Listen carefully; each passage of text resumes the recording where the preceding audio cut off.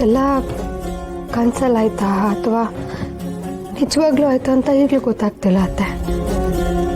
ಏನೋ ನಮ್ಮ ರಶ್ಮಿ ಆಸೆ ಪಟ್ಟಂಗೆ ಅವಳು ನಾವು ಗಂಡನ ಮನೆಗೆ ಕಳಿಸ್ಕೊಟ್ಟಾಯ್ತು, ಅದೇ ಸಮಾಧಾನ.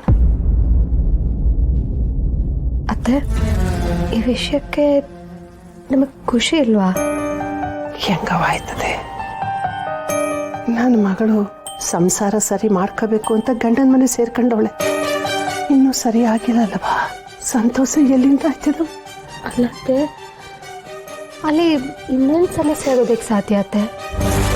ಆ ಮನೇಲಿ ಸಮಸ್ಯೆ ಅಂತ ಅನ್ನೋದಾದ್ರೆ ಸೀನಾನೆ, ಅವನಿಗೆ ಸರಿ ಮಾಡಿದ್ರೆ ಎಲ್ಲ ಸರಿ ಹೋಗುತ್ತತ್ತೆ.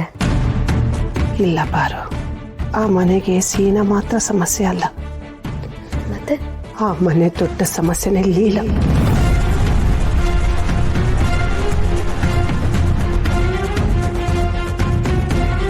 ಮತ್ತೆ ಲೀಲಾ ಆಂಟಿ ಪ್ರಾಬ್ಲಮ್ ಕ್ರಿಯೇಟ್ ಮಾಡ್ತಾರ? ಆ ಲೀಲಾ ನನ್ನ ಕಂದಂಗೆ ಒಂದು ತುತ್ತು ಅನ್ನ ಕೊಡ್ದೆ, ಹಸಿವು ಕೆಡೋಳೆ. ನನ್ನ ರಶ್ಮಿ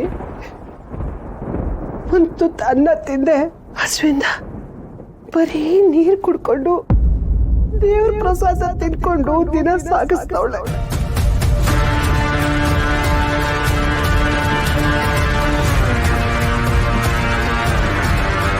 ನಿನಗೆ ನಿಮ್ಮ ಮಾವ ಇದ್ರೆ ಅಷ್ಟೇ ಅನ್ನ, ಇಲ್ಲ ಅಂದ್ರೆ ನಿಮ್ಗೆ ಆ ತುತ್ತು ಸಿಗಲ್ಲ.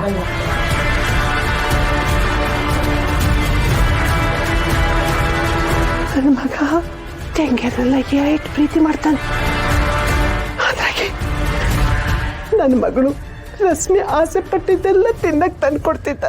ಅದು ನಿನಗೂ ಗೊತ್ತಾನೆ. ಆದ್ರೆ ಪ್ರಾಣಕ್ಕಿಂತ ಹೆಚ್ಚಾಗಿ ಪ್ರೀತಿಸೋ ಅಣ್ಣ, ಜೀವಕ್ಕೆ ಜೀವ ಕೊಡೋ ಅತ್ತಿಗೆ, ಇನ್ನೆಲ್ಲ ತಂಗಿಯರು ಏಟೊಂದು ಸಂತೋಷ ಕೊಡ್ತಾರೆ. ನನ್ನ ಮಗಳು ಪ್ರತಿದಿನ ಒಂದೊಂದು ತುತ್ತು ಅನ್ನಕ್ಕೂ ಪರದಾಡ್ತಾಳೆ ಕಣವ. ನಾನು ಹೆಂಗ ವಯಸ್ಸಾಗ್ತ ತಡ್ಕೊಳ್ಳಿ? ಗುಂಡು ಗುಂಡು ಒಂದಿನಕ್ಕೂ ಈ ಸತ್ಯನ ಹೇಳಲಿಲ್ಲ ಅತ್ತೆ. ನನ್ನ ಮಗನ ನೆನ್ಸ್ಕೊಂಡ್ರೆ ಸಂತಾಯ್ತದ ಕಣವ, ಸಂತಾಯ್ತದ.